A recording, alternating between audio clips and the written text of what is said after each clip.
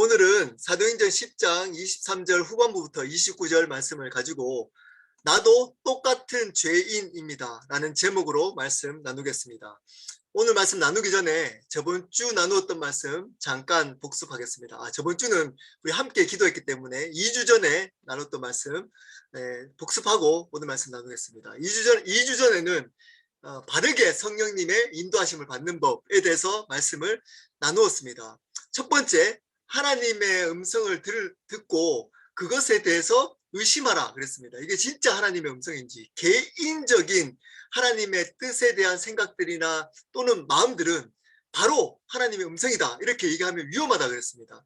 그것에 대해서 진짜 하나님의 음성인지 내 생각인지 또는 사단이 주는 생각인지를 계속 의심해야 된다라고 말씀을 드렸습니다. 그리고 나서 두 번째는 그것을 확증하는 시간을 가져야 된다 그랬습니다. 사람을 통해서나 환경을 통해서나 또는 말씀을 통해서 그것이 맞는지 안 맞는지에 대해서 공적으로 확증을 받을 때 성령의 인도하심, 하나님의 뜻을 발견할 수 있다라고 말씀을 드렸습니다. 자, 오늘은 우리도 똑같은 죄인입니다 라는 제목으로 말씀을 나누겠습니다.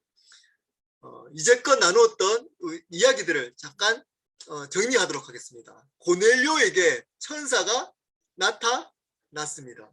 그래서 뭐라고 그러죠? 요빠에 있는 베드로를 찾아가라라고 지시합니다. 지금 가이사라에 있는 고넬료에게 하나님께서 천사가 나타나서 하나님의 지시를 전합니다. 요빠에 있는 베드로를 만나라는 겁니다. 그리고 얘기했던 게 너의 고넬료의 구제와 기도를 하나님이 들으셨다고 합니다. 이방인이 어떻게 하나님의 음성을 듣고 순종했는지에 대해서 나오지 않습니다. 근데 이 고넬료의 모습을 보고 하나님의 음성을 한두 번 들은 게 아닙니다. 그리고 한두 번 순종한 것도 아닙니다. 이방인이었지만 하나님께 순종해서 살아왔던 이 신실한 고넬료를 하나님께서 쓰시고 계시는 겁니다. 그래서 하인 둘 그리고 부하 한 명을 요빠로 보냅니다. 자, 요빠로 그 세 명이 도착할 쯤 돼서 베드로는 12시 정오쯤에 옥상에서 기도를 하고 있습니다. 그때 당시에 그 시간은 기도 시간이 아니었습니다. 그럼에도 불구하고 베드로는 기도를 하고 있는 겁니다. 베드로의 또 모습을 볼 수 있습니다. 언제 어디서나 그리스도인으로 살아갔던 베드로의 모습을 봅니다. 그리고 그 기도가 대충 한 게 아닙니다. 길었다 그랬습니다. 굉장히 마음으로 길게 마음을 써서 기도했다 그랬습니다. 그랬더니 하나님의 환상과 음성이 들립니다. 어떤 환상이죠? 레위기 11장에 있는 금지된 동물을 보게 됩니다. 내려와서 그걸 하나님 어떻게 말씀하시죠? 먹으라고 얘기합니다. 먹으라고. 그랬더니 베드로가 먹지 않습니다. 어떻게 보고 저를 아마 베드로는 이것을 듣고 나를 테스트하지 않는가 하나님이 생각했을 수도 있습니다. 그래서 단호하게 거절합니다. 근데 두 번 더, 총 세 번씩이나 그렇게 하나님께서 환상을 보여주시고 말씀을 이야기합니다. 먹으라고. 여전히 베드로는 그 환상, 그 동물은 어떤 것을 의미하죠? 이방인을 의미했습니다. 베드로는 여전히 신실하게 예수님을 쫓았던 수제자였지만 선민의식을 벗어나지 못했던 겁니다. 자기가 다른 이방인들과 다른 존재다라고, 특별한 존재다라고 생각을 하면서 살아왔던 겁니다. 하나님께서는 그것을 깨뜨리기 위해서 이 환상과 음성을 들려주신 겁니다. 근데 베드로는 잘 모릅니다. 이게 하나님 음성인가?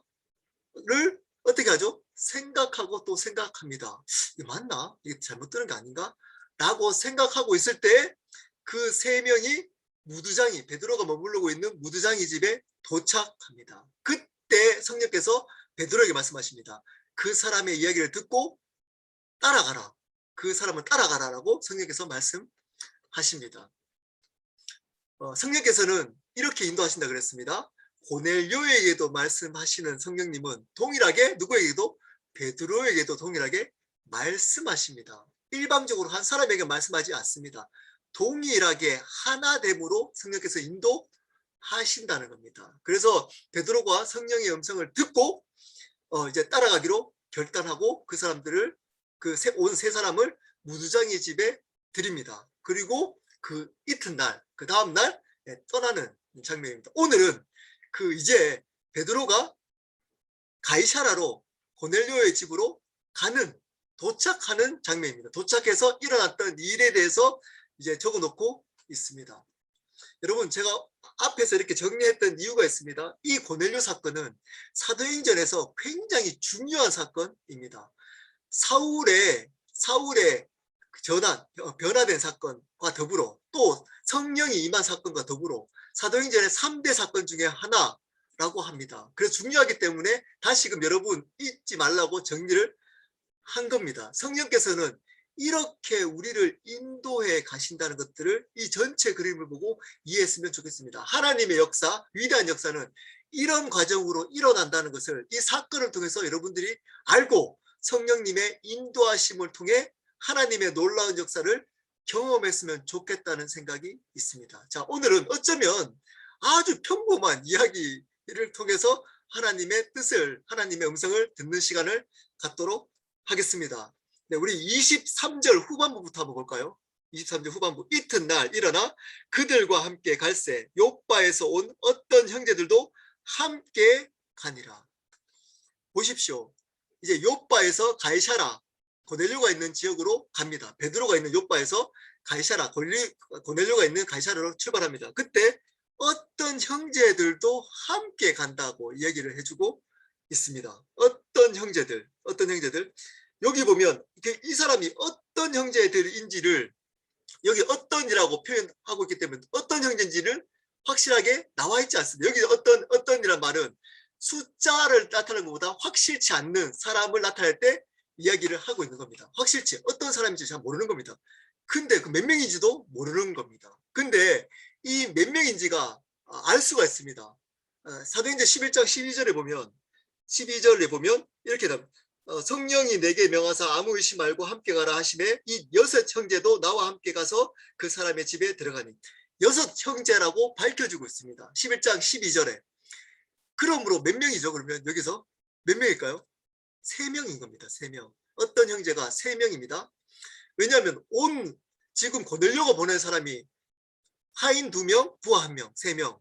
그리고 여기서 6명이라고 그랬으니까 6 빼기 3. 네, 그러면 3이죠.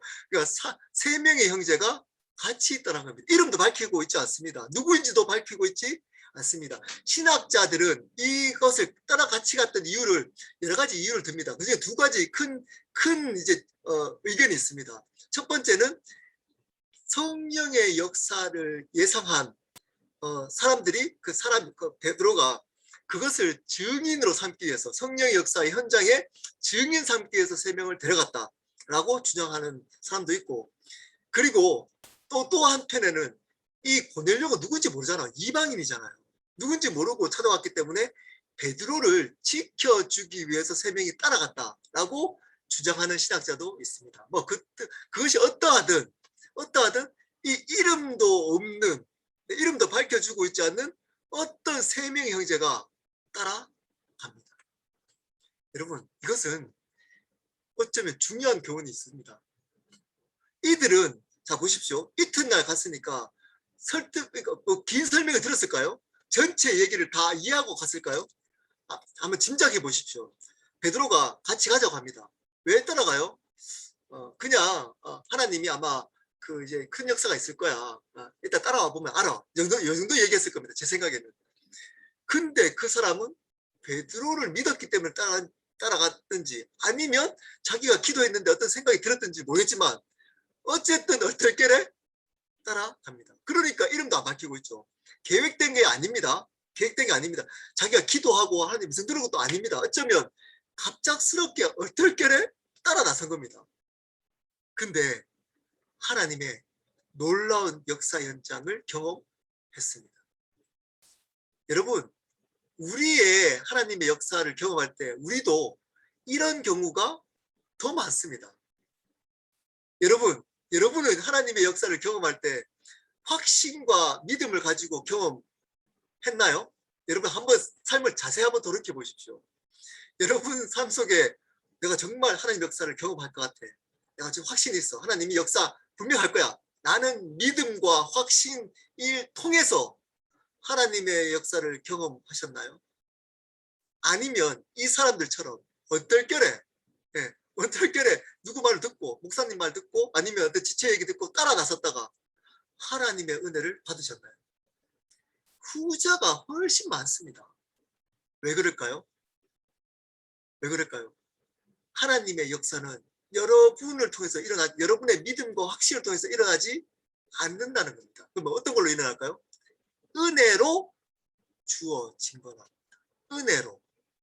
그냥 여러분의 어떠함을 통해서 일어나는 게 아니고 하나님의 은혜로 주어진 것이 하나님의 역사라는 것을 보여주고 있는 겁니다. 이 어떤 형제들이 따라 나서는 것을 통해서 24절입니다. 24절. 이튿날 가이사랴에 들어가니 고넬료가 그의 친척과 가까운 친구들을 모아 기다리더니 반대인 모습이 나옵니다. 반대인 사람 누구죠? 고넬료입니다. 고넬료는 지금 하나님의 음성을 듣고 보냈습니다. 보내고 나서 그리고 어떤 게 있었죠? 확신이 있었던 것 같습니다. 확신. 그래서 어떻게 하죠? 기다립니다. 누구를 데리고? 친척과 가까운 친구들을 모아놓고 기다립니다. 네. 이 고넬료가 어떤 삶을 살았는지가 보여집니다. 이 고넬료가 어떤 삶을 살았는지요. 기도하고 응답될 것을 믿고 기다렸습니다. 우리는 기도하지만 안 믿잖아요. 설마. 네. 근데 이 고넬료는 기도한 대로 믿고 사람들에게 이야기하고 기다립니다. 네, 우리도 이게 필요합니다. 여러분이 기도했던 것들이 여러분 뜻대로 안 돼, 여러분 뜻대로 기도하지 하면 안 됩니다. 하지만 하나님의 뜻이라고 생각하는 기도 있잖아요. 이건 정말 하나님이 기뻐하시는 거다. 라고 하는 기도를 하나님은 반드시 들으십니다. 그리고 성령의 인도하심이 있는, 확신이 있는, 갑작스럽게 하나님 음성 안 듣다가 하나님의 뜻 순종하지 않다가 갑자기 들어가지고 내가 확신 가진 거 말고 여러분 삶 속에 정말 기도를 통해서 하나님과 교제를 통해서 하나님의 음성을 듣고 순종했던 삶 가운데 있을 때 그 하나님의 음성을 들었던 그 음성, 기도했던 그것은 여러분 믿고 반응해야 되는 거예요. 믿어야 되는 겁니다. 자, 이 고넬료는 믿었습니다. 그래서 어떻게 했죠? 친척들과 가까운 친구들을 모아놓습니다. 네, 만약에 그러다가 안 오면 어떡하나요? 여러분 베드로가 올 확률이 높을까요? 진짜 인간적으로는 안 올 확률이 높을까요? 안 올 확률이 훨씬 더 높습니다. 왜냐하면 거기 28절에 보면 오늘 말씀 28절에 보면 이방인과 교제하며 가까이 하는 것이 위법인 줄 아냐. 위법입니다. 유대인이 이방인의 집에 가는 것이 걸리면 위법입니다. 네. 그러니까 그 베드로가 문제가 생길 수 있습니다. 그러므로 안 올 확률이 훨씬 높습니다. 훨씬. 베드로가 근데 고넬료는 확신을 가지고 있습니다. 기도한 대로 기다리고 있는 겁니다. 네, 기다리고 있는. 자, 근데 여기서 또 그 어떤 형제들과 같은 사람이 또 나오잖아요. 누구죠? 친척과 가까운 친구들. 이름도 안 밝힙니다. 여기도 이름도 안 밝힙니다. 그냥 그의 친척과 가까운 친구들이라고 이야기합니다. 이들은 또 어떻게 왔을까요? 똑같습니다. 예, 베드로가 불러서 모여가지고 어떤 형제들 따라왔잖아요. 여기는 누구죠? 고넬료를 얘기를 듣고 따라온 친척들과 친구들입니다. 하나님 역사가 있을 거야. 고넬료가 확신이 있는데 만약에 이 고넬료가 그 말이 틀렸다면 어떤 일이 있을까요? 여러분 고넬료가 공무원이었습니다. 공무원. 군인 공무원. 예, 군 공무원이었습니다. 그러면 실없는 사람이 됩니다. 공무원으로서. 사람들한테 예, 미친 사람, 미친놈이라고 소리도 들을 수 있습니다. 예, 그리고 신뢰감이 떨어집니다. 군인으로서 신뢰감이 떨어지는 것은 치명적입니다. 근데 확신을 가진 사람을 모았습니다. 더군다나 따라온 사람들 보십시오. 네, 그 말 믿고 네, 이방인이었습니다. 이들은 이방인. 하나님에 대한 존재를 모를 수도 있습니다. 어쩌면. 근데 고넬료를 믿고 따라온 겁니다. 여러분들도 이렇게 이런 은혜가 더 크다니까, 많다니까요. 여러분 삶 속에 친구잖아요. 신뢰할 만한 친구 따라가지고 왔다가 은혜 받는 거, 하나님의 역사의 현장을 경험합니다. 이들도 동일하게, 고넬료와 베드로와 동일하게 하나님의 역사의 현장을 경험합니다. 여러분, 우리는 많은 포커스가 고넬료와 베드로에게 가 있잖아요. 왜냐면 우리 주인공을 좋아하기 때문에. 근데 이름 없이 그 하나님의 역사의 현장에 있었던 사람들이 있습니다.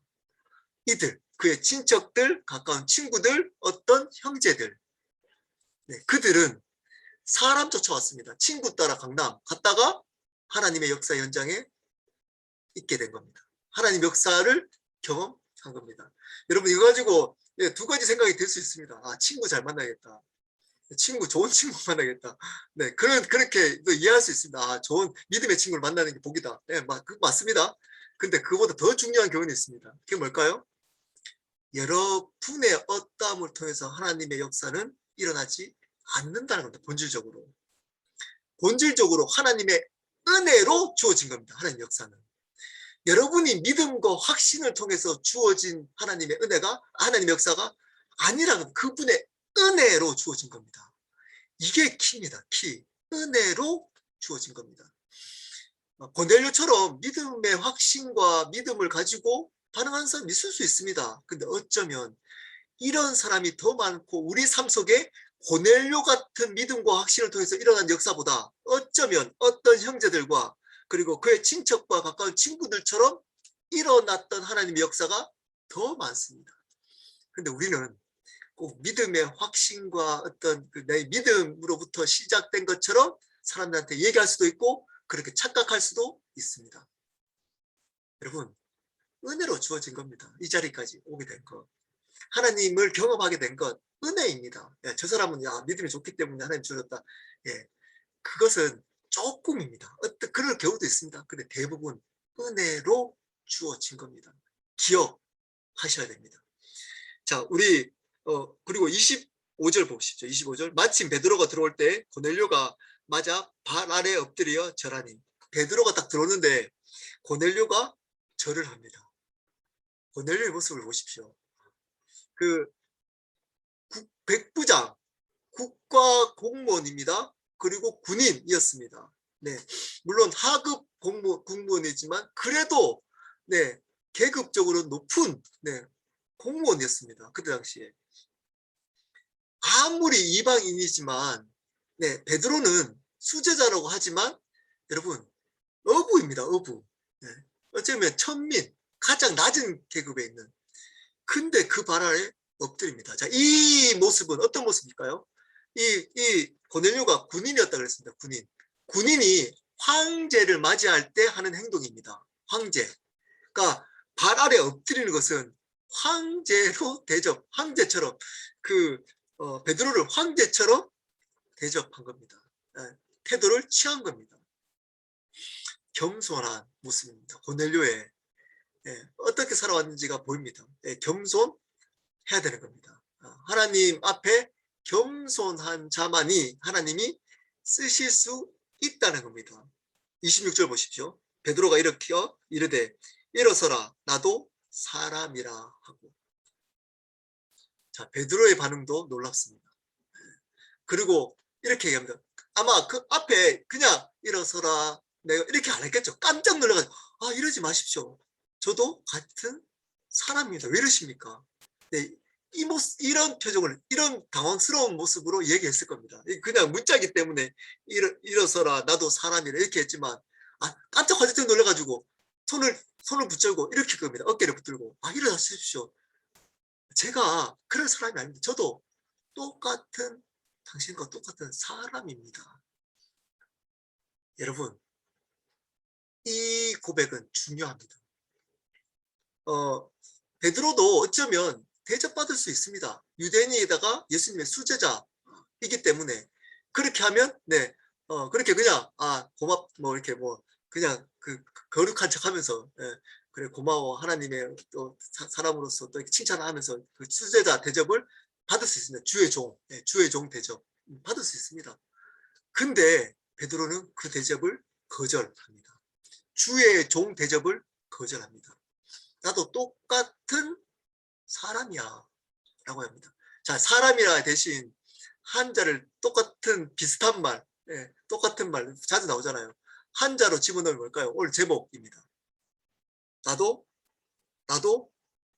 똑같은, 여기 20 넣으면 뭘까요? 이래서 나도 사람이라, 나도 죄인이라, 똑같은 죄인이라. 베드로가 깨달았습니다. 아, 하나님이 이방인들도 나와 같은 유대인들과 같은 취급하는구나. 자, 근데 이방인이 그때 당시 어떤 존재였죠?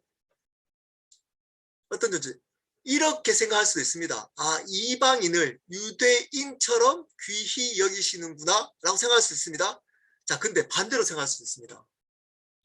여러분 어떻게 생각할 수 있죠?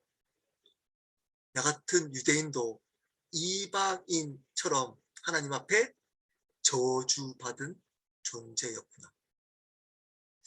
여러분 똑같은 얘기지만 네, 중요한 얘기일 수 있습니다. 네, 베드로는 어쩌면 네, 아, 이 사람도 귀한 사람이구나 해서 그렇게 할 수도 있습니다. 근데 저는 두 번째라고 생각을 합니다. 아, 나는 유대인이기 때문에 하나님 앞에 소중한 사람이라고 생각했는데 나도 이방인처럼 저주받은 존재였구나. 이 고백을 한 겁니다. 이 고백. 여러분, 이 고백은 중요합니다.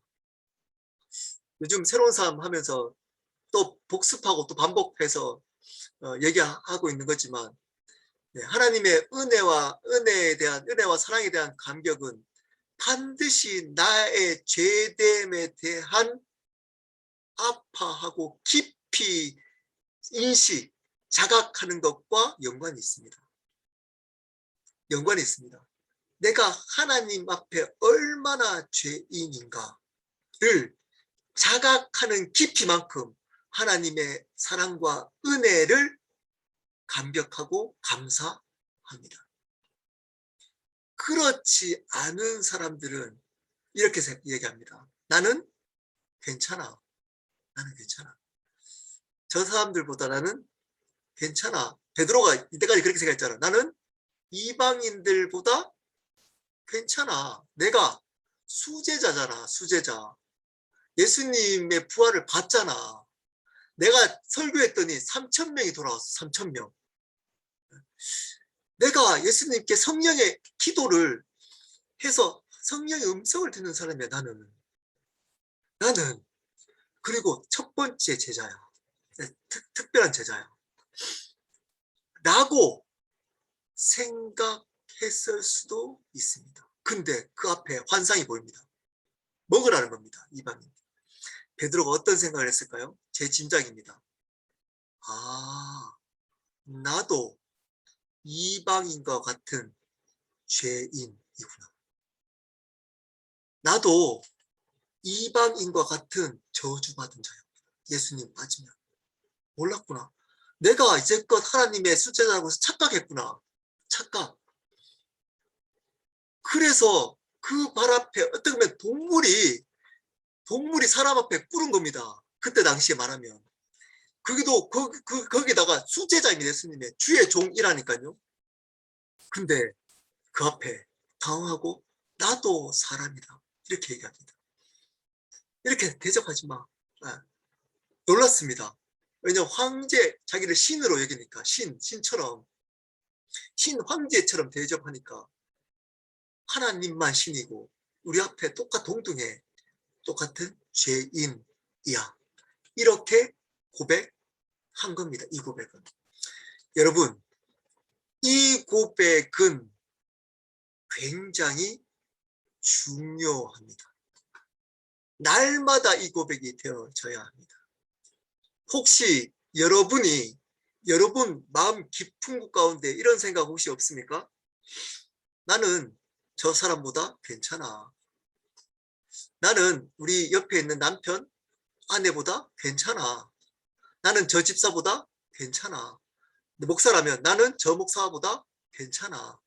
장로님이라면 나는 저 장로보다 괜찮아. 괜찮은 장로야. 라고 생각하면서 살아가고 있지 않습니까? 또 질문합니다. 왜 그렇게 생각하시나요? 왜 괜찮다고 생각하시나요? 여러분은 왜 괜찮다고 생각하시나요? 베드로처럼 그렇게 생각하고 있지 않나요, 혹시? 내가 하나님과 관계가 좋잖아. 내가 성령의 인도하심을 받는 사람이잖아. 기도했더니 하나님의 3천 명 있는 역사를 경험했잖아, 내가. 나를 통해서 이런 역사가 일어났잖아. 그래서 나는 괜찮아. 나는 괜찮기 때문에 저 안 괜찮은 저 사람하고 나는 틀려. 난 틀려. 그래서 옆에 있는 남편, 아내, 자녀가 문제야. 직장에 있는 동료, 교회 집사가 난 저 사람 틀려. 나는 괜찮아. 괜찮은 사람이야. 네. 그게 죽을 죄이라는 겁니다. 죽을 죄. 하나님을 대적하는. 네. 누가 이렇게 얘기했죠? 바리새인과 서기관들이 이렇게 생각했습니다. 예수님이 가장 증오했던, 네. 나는 괜찮아. 금식하잖아. 1회 2번씩. 부자하잖아. 죄 안 짓잖아. 말로도 거룩하고 삶으로도 거룩하잖아. 그리고 말씀 통째로 암송하고 있잖아. 하나님의 율법 다 그리고 지키려고 몸부림치잖아. 그래서 나는 괜찮아. 네. 근데 세리는 나는 죄인입니다. 라고 기도했습니다. 그 바리새인은 이렇게 괜찮은 삶으로 인도하신 하나님 감사합니다. 이렇게 기도했습니다. 예수님의 대답은 누가 의인이라고 했죠? 네, 세리를 보고 의인이라고 했습니다. 충격입니다. 이건 충격. 의인을 그 사람이 가지고 있는 행위로 인정하지 않았습니다. 고백으로 인정했습니다. 마음의 고백. 여러분이 괜찮다고 했던 것들이 혹시 이 베드로처럼 있지 않습니까? 나는 고넬료하고 틀려. 이방인이 틀려. 나는 유대인이잖아.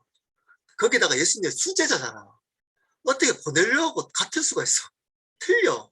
하고 하지 않습니다. 나도 똑같은 사람입니다. 죄인입니다. 이 고백이 없으면 하나님의 기쁨과 평안은 여러분 삶 속에 절대 누릴 수 없습니다. 절대. 많은 사람들이 왜 그럴까요? 왜 그럴까요? 성경에 분명히 말하고 있습니다. 예수님은 의인을 부르러 온 것이 아니라 죄인을 부르러 오셨다고 말씀하셨기 때문입니다. 자기가 의인이라고 생각하는 사람은 예수님과 교제할 수 없습니다. 예수님은 자기가 죄인이라고 압하는 사람들과만 교제할 수 있습니다. 그분을 부르러 오셨다고 그랬어요. 그런 사람들을 불러 오셨다고 그랬어요. 근데 의인들은 착각합니다. 나는 괜찮아. 하나님 역사도 경험했잖아. 이런 일도 했잖아. 내가 아무 죄도 안 짓잖아. 거룩하잖아. 사고 친 적 없잖아. 죄 안 졌잖아. 거짓말 했잖아. 사기 친 적 없잖아. 살인한 적 없잖아. 바람 피운 적 없잖아. 음란한 적 없잖아. 도둑질 한 적 없잖아. 난 괜찮아. 죄가 문제지. 그 사람에게는 성령의 역사가 없습니다. 그 사람에게는 하나님의 놀라운 역사를 경험할 수 없습니다.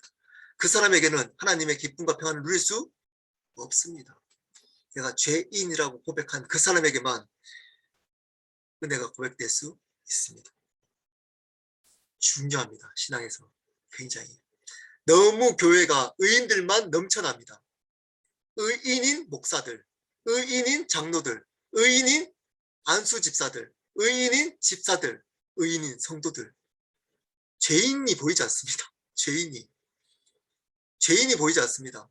의인들만 넘쳐납니다. 그렇기 때문에 하나님의 은혜와 사랑에 대한 감격이 전혀 없습니다. 십자가에게도 아무런 감격 없습니다. 어떤 때 감격인 줄 아십니까? 하나님이 여러분의 기도를 응답하십니다. 여러분에 있는 문제 상처를 회복시키십니다. 이러면 감격합니다. 근데 그분이 여러분의 십자가를 돌아가시고 영원한 생명을 주셨습니다. 그분이 여러분의 삶의 주인이십니다. 아무런 감격이 없습니다. 왜일까요? 자기가 죄인인 줄 모르기 때문입니다.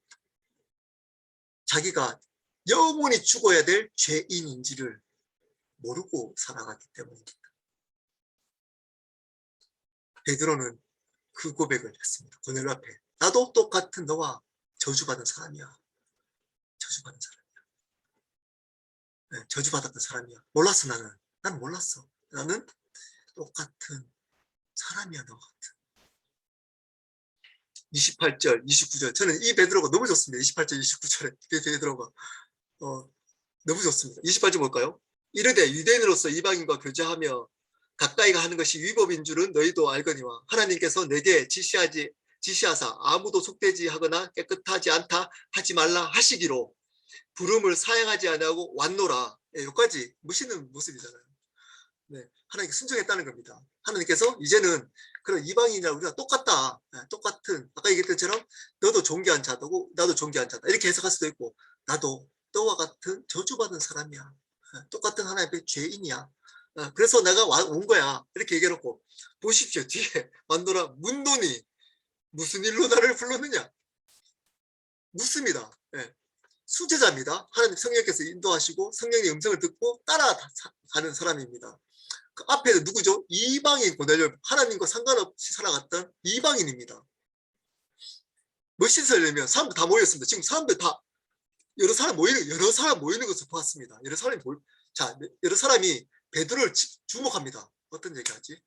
그랬더니 이제 베드로가 얘기해. 그 사람들 그 얘기 들으려고 모였으니까. 그래서 이제 얘기합니다. 베드로가 이렇게 하나님 역사하셔가지고 네. 봤더니 이제 가라고 그랬어. 그래서 내가 순종해서 왔어. 네, 좋았어. 여기까지 좋습니다. 그리고 뭐 했습니까? 나 왜 온지 몰라 이렇게. 내가 왜 왔지? 이렇게 묻는 겁니다. 내가 근데 나를 왜 불렀어? 이렇게 묻는 겁니다. 척할 수 있습니다. 베드로 정도면. 예, 아니면 좀 멋있게 얘기할 수 있습니다. 모른다는 겁니다. 왜 왔는지 자기가. 여러분 성령의 인도하심은 다 알고 따라가는 것 아닙니다. 여러분의 확신과 믿음, 이것이 진짜 하나님 성령의 인도하심을 모를 수 있습니다. 하나님께서 마음 주셔가지고 따라가는 건 다 알고 따라가는 거 아닙니다. 베드로처럼 몰라도 마음 주셨기 때문에 따라온 겁니다. 근데 문제가 있습니다. 모르면 모른다고 해야 됩니다. 모르면 그냥 모른다고 얘기해야 됩니다. 근데 우리는 우리의 의를 드러내기 위해서 몰라도 어떻게 하죠? 안다고 합니다. 이렇게 한 것이 하나님께서 이렇게 이것 때문에 아마 하신 거야. 그래서 이렇게 온 거야. 근데 베드로는 그렇게 할 수 있으면 충분히 뭐 임기응변으로 그런 얘기 못 할까요? 근데 모르겠다는 겁니다. 왜 왔는지 저기 알려달라는 겁니다. 왜 왔어? 고넬료 물어보세요. 고넬료한테. 이제 다음 시간에 고넬료가 대답해 줍니다. 거기에 대해서 설명해 줍니다. 이게 죄인된 사람의 겸손입니다. 자기가 하나님 앞에 죄인이라고 여기는 사람의 겸손입니다. 모르면 모르겠다. 그 얘기하는 겸손. 자기의 있는 모습 그대로 보여줄 수 있는 겸손. 네. 척하지 않는 겸손. 자기의 의를 드러내지 않는 겸손. 이게 내가 하나님 앞에 죄인입니다 라고 고백하는 사람의 삶의 태도입니다. 자기 의를 드러내지 않고 척하지 않고 자기를 솔직하게 드러낼 수 있는 용기 있는 사람. 이런 사람이 드물어지기 시작했습니다. 목사면 두 가지를 하면 대우를 좋게 받을 수 있게 인정받으려고 합니다. 주의 종, 특별한 앞에 또 붙이잖아요. 또 꼭 붙이기를 좋아하잖아요. 특별한 주의 종, 특별한 주의 종. 특별함을 붙이는 순간 망하는 겁니다. 어떤 사람도 특별한 존재는 하나님 앞에 없습니다. 없습니다. 똑같은 죄인입니다. 죄인입니다. 주의 종 대접받으면 안 됩니다. 하나님 앞에 똑같습니다. 그 삶을 살지 말라는 게 아닙니다. 종처럼 목사가 그렇기 때문에 대충 헌신해 이 말 아닙니다. 그러한 대접받으려고 하면 안 되는 겁니다. 그리고 모르면 모르겠다고 해야 됩니다. 잘못했으면 잘못했다고 해야 됩니다. 그리고 척하지 않고 그냥 인간적인 그 솔직한 그 모습을 보여줄 수 있는 용기가 있어야 됩니다. 또는 그럴 수밖에 없습니다. 왜냐하면 죄인이기 때문입니다. 죄인. 하나님 앞에 특별한 사람, 하나님이 아니고 죄인입니다. 그냥. 그래서 그냥 통로로만 있으면 되는 겁니다. 말씀을 마무리하도록 하겠습니다. 오늘 이 앞에서 말씀드렸던 것처럼 이 욥바에서 따라갔던 여러 형제들, 그리고 그 고넬료를 따라왔던 친척들과 친구들, 이들은 어떻게 따라와서 하나님의 역사를 경험했습니다. 우리 삶 속에서도 이런 일들이 많다고 했습니다. 은혜입니다. 여러분의 믿음과 확신으로 여기까지 왔다고 자랑하지 마십시오. 여러분 그거 지금 이렇게 헌신하고 내가 이렇게 믿음이 생겼어. 내가 정말 이런 하나님의 역사를 경험했어. 여러분 그거 여러분 하나님의 역사를 경험했다고 그거 자랑하지 마십시오. 솔직히 해보십시오. 솔직히. 여러분 진짜 믿음과 확신을 통해서 그 역사를 경험하셨나요? 아니잖아요. 얼떨결에 경험했잖아요. 얼떨결에. 다른 말로 하나님이 은혜로 경험하게 하신 거잖아요. 그냥. 근데 우리는 우리의 의를 자랑하려고 합니다. 그거 가지고도 자랑하려고 합니다. 여러분이 가지고 있는 지식, 하나님이 알게 하신 겁니다. 알게 하신 거. 여러분의 헌신하게 하는 봉사의 마음, 하나님 마음을 주신 겁니다. 헌신할 수 있도록 마음을 주신 겁니다. 근데 내가 했어. 내가 믿음을 하신 거지. 이렇게 하려고 하는 마음이 있습니다. 왜 그럴까요? 베드로처럼 내가 죄인이라는 인식이 없기 때문입니다. 내가 얼마나 죽을 죄인, 이방인처럼 내가 저주받은 사람이었다는 것을 모르고 살아왔기 때문일 수 있습니다. 나는 달라, 이방인과. 나는 틀려, 저 사람과. 나는 베드로야. 나는 유대인이야. 나는 수제자야. 내가 설교했는데 3,000명이 돌아왔어. 나는 안진뱅이를 기도했더니 일으켰어. 죽은 자를 살렸어. 병자를 일으켰어. 나는 경험했어, 그 자리에. 그래서 나는 달라, 이방인과. 심지어 같은 유대인과도 달라, 나는.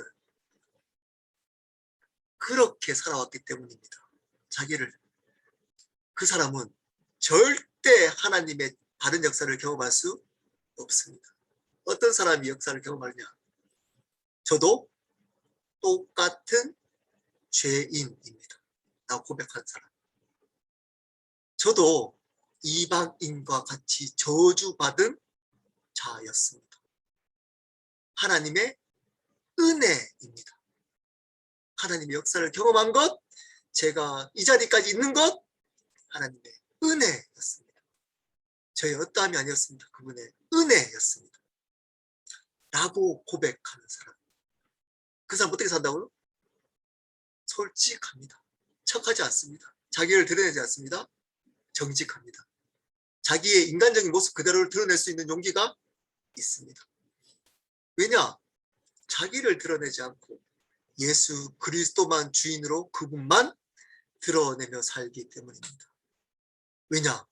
내가 죄인이었던 나를 살리셨던 그분의 은혜가 크기 때문입니다.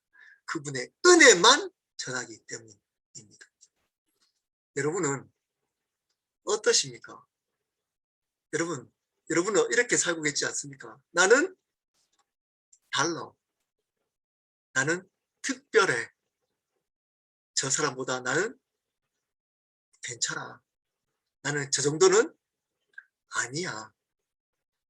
그렇다면 여러분은 죽어야 될 죄인입니다.